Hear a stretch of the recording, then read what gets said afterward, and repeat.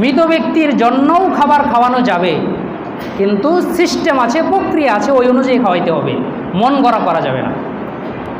আমাদের নিয়ম হলো 3 দিনের দিন আমরা খাওয়াই, 5 দিনের দিন খাওয়াই, 10 দিনের দিন খাওয়াই, 40 দিনের দিন খাওয়াইয়া একেবারে শেষ, একেবারে মৃত ব্যক্তির জান্নাতে পৌঁছাইয়া দিছি। এখন তার কবর জিয়ারতেরও দরকার নাই, কোনো আমলেরও দরকার নেই, কথা ঠিক কিনা? 40 দিন পর্যন্ত মোটামুটি দাওয়াত খাওয়ায়, এরপরে কবরের আশপাশ দেওয়া যায় না কোনো দিন। কোনো মানুষের পরিবারের লোক মারা গেলে আমাদের সমাজের উচিত, এবং হাদিসেও আসছে যে যেহেতু তারা শোক পালন করতেছে, তাদের বাড়িতে খাবার পৌঁছানো। তো আমাদের সমাজে যেদিন মারা যায় ওই দিন দেয়, যেই পরিমাণ দেয় তার 3 ডাবল আদায় করে নেয় 3 দিন পরে। ওই দিন ডাল ভাত খাওয়ায়, 3 দিন পরে তাদের কাছ থেকে গরু নিয়ে আনে। একজন মানুষ যখন মারা যায় তখন তার পরিবারের জন্য উচিত হইল তার জন্য শোক পালন করা। মানুষ মারা গেলে খাবার খাওয়ায়, এটা কিন্তু শরীয়তের নিয়ম না, তারপরেও খাওয়ায়। আকিকা করা সুন্নত। কয়টা সন্তান জন্মগ্রহণ করলে ধুমধামের সাথে এলাকার মানুষকে আকিকা খাওয়ায়? এই খাবারটা কেন নিষেধ? খাবার খাওয়ানো তো সওয়াবের কাজ, সওয়াবের কাজ না? আমিও বলি খাবার খাওয়ানো সওয়াবের কাজ। 40 দিন পর্যন্ত মোটামুটি দাওয়াত খাওয়ায়, এরপরে কবরের আশপাশ দেওয়া যায় না কোনো দিন। অথচ বাবার মহাব্বত থাকলে হাদিস অনুযায়ী মাঝে মাঝে কবরের পাশে গিয়ে আপনি তার জন্য দোয়া করেন। একদিনও তো আমি দেখি নাই কোনো কবরের পাশে কাউকে দোয়া করতে। শুধু দাওয়াত খাওয়ানোর নাম মহাব্বত নয়। তো 3 দিনের দিন নির্ধারণ করছি, এজন্য নিষেধ। 10 দিন নির্ধারণ করছি, এজন্য নিষেধ। 40 দিন নির্ধারণ করছি, এজন্য নিষেধ। সুতরাং এখান থেকে বুঝতে পারলাম নির্দিষ্ট কোনো দিনে মৃত ব্যক্তির জন্য দাওয়াত করলে সেটা বেদাত, গুনাহের কাজ। এই দাওয়াত করলে সওয়াব হবে না, বরং গুনাহ হবে। 1 নম্বর কথা। 2 নম্বর কথা হলো, মৃত ব্যক্তির জন্য যে দাওয়াত খাওয়ানো হয় এই খাবারটা হলো সদকা। এখন আপনারাই ফতোয়া দেন, দান সদকার খাবার কে কে খাইতে পারবে বলেন? ধনী মানুষ না শুধু গরিব মানুষ? যারা জাকাত ফেতরা খাওয়ার যোগ্য একমাত্র তারাই দান সদকা খেতে পারবে, আর কেউ খেতে পারবে না। কিন্তু এই খাবার খাওয়ার জন্য আমরা পাগল পারা, দাওয়াত না দিলেও তার সাথে খারাপ আচরণ করি, বা বলি আরে অমুকের বাপ মারা গেল, আমাকে তো দাওয়াত দিল না, বলি কি না? অর্থ সম্পদশীল সমাজের প্রভাবশালীদেরকে মানসম্মতভাবে খাওয়ানো হয়, আর গরিবদেরকে কোনো মতে খাওয়ানো হয়।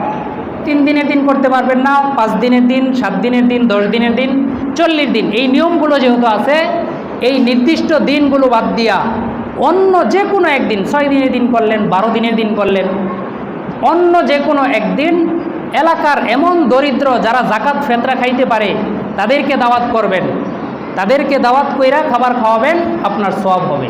কিন্তু ব্যক্তির কাছে সওয়াব পৌঁছানোর উত্তম পদ্ধতি হলো সদকায়ে জারিয়ার আমল করা। হাদিসে আসছে, ইদা মাতাল ইনসান ইনকাতা আনহু আমালহু ইল্লা খালাস।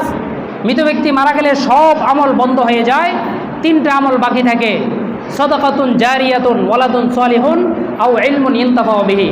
পরের 2টা আলোচনার সময় নেই, প্রথমটা বলি, সদকায়ে জারিয়া। সদকায়ে জারিয়া কাকে বলা হয়? এমন কাজ করা যেই কাজের দ্বারা কিয়ামত পর্যন্ত এই মৃত ব্যক্তি কবরে থাইকা সওয়াব পাইতে থাকবে, বলেন সুবহানাল্লাহ। আপনি 10টা মাদ্রাসার জন্য 5টা করে কোরআন শরীফ কিনা 10টা মাদ্রাসায় দিয়ে দিলেন। কয়জন মৃত ব্যক্তির জন্য মসজিদ মাদ্রাসায় কোরআনে কারিম দেওয়া হয়? হঠাৎ 2-1 জন। একজন মানুষ অসহায় দরিদ্র, তার বাড়িতে পানির ব্যবস্থা নাই, আপনি একটা টিউবওয়েলের ব্যবস্থা করে দেন, কিয়ামত পর্যন্ত মানুষ পানি খাবে, সওয়াব হবে। আমাদের এই মসজিদে শীতকালে এই যে কার্পেটের ব্যবস্থা নাই, ঠান্ডার মধ্যে মুসল্লিরা নামাজ পড়ে, আপনি একজন মৃত ব্যক্তির জন্য 5,000 10,000 টাকা দিয়ে একটা কার্পেট ক্রয় করে দেন। যতদিন এইখানে মানুষ নামাজ পড়বে, নফল পড়ুক, সুন্নত পড়ুক, ফরজ পড়ুক, প্রত্যেকটা নামাজের সওয়াব ওই মৃত ব্যক্তির কবরের মাঝে পরিপূর্ণভাবে যাবে। মসজিদের ওযুর খানার ব্যবস্থা নাই, আপনি একজন মৃত ব্যক্তির জন্য 50,000 টাকা খরচ না কইরা মসজিদের একটা ওযুখানার ব্যবস্থা করেন। যতদিন এইখান থেকে মানুষ পানি দিয়ে ওযু করবে, প্রত্যেকটা আমল নামার সওয়াব এই মৃত ব্যক্তির কবরের মাঝে যাবে। মসজিদ মাদ্রাসায় এই দানগুলো না কইরা দাওয়াতের কাজ কেন করে? উত্তর হইল, যদি দাওয়াত না করি মানুষ কি বলবে? এখন বলেন, হাদিসের মধ্যে আসছে ইন্নামাল আমালু বিন্নিয়াত, প্রত্যেকটা কাজের বিনিময় হয় সওয়াবের নিয়তের কারণে। এখন আপনি যদি যেই কাজের সওয়াবের আশা নাই, নিয়ত হইল মানুষ কি বলবে, তাহলে এই দাওয়াত দ্বারা শুধু মানুষের কথা থেকেই বাঁচতে পারবেন, একটা বিন্দু পরিমাণ সওয়াব আপনার আমলনামায় হবে না। আপনি সমাজের মানুষের জন্য করছেন, আল্লাহর জন্য করেন নাই, কিসের সওয়াবের আশা করেন? বিন্দু পরিমাণ সওয়াব হবে না এই সমস্ত দাওয়াতে, আরও গুনাহ হবে। কারণ লোক দেখানোর জন্য আপনি আমল করছেন, আল্লাহকে দেখানোর জন্য করেন নাই। সেজন্য এই সমস্ত কাজ থেকে বেরিয়ে আসতে হবে।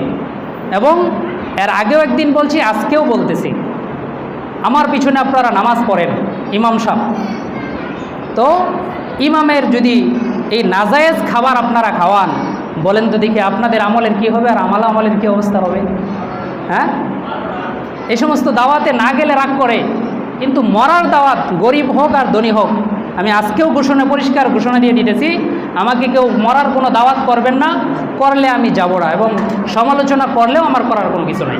কারণ নাজায়েজ খাওয়ার আপনি ইমামকে খাওয়াবেন, সেজন্য সবাইকে উদারত আহ্বান জানাই, এই সামাজিক প্রথা থেকে বের হয়ে আমরা আল্লাহর রাসূল যেভাবে শিখিয়ে গেছেন, সদকায়ে জারিয়া, মসজিদের একটা ফ্যান কিনে দেন, মসজিদের একটা কার্পেট কিনে দেন, মসজিদের ওযুর ব্যবস্থা করে দেন, এবং সমাজের দায়িত্বশীল যারা, আপনাদের উদ্যোগ নেওয়া দরকার যে সমাজ থেকে এই প্রথাগুলো কিভাবে দূর করা যায়। আপনারা এই সমস্ত দাওয়াতে যাবেন না, দাওয়াত দিলে যাবেন না, একথা বলে দিবেন যে মরার দাওয়াতে যাব না, অন্য দাওয়াতে যাব। আপনারা যদি এরকম কিছু ব্যবস্থা নেন, আশা করা যায় আমাদের সমাজটা সুন্দর হবে।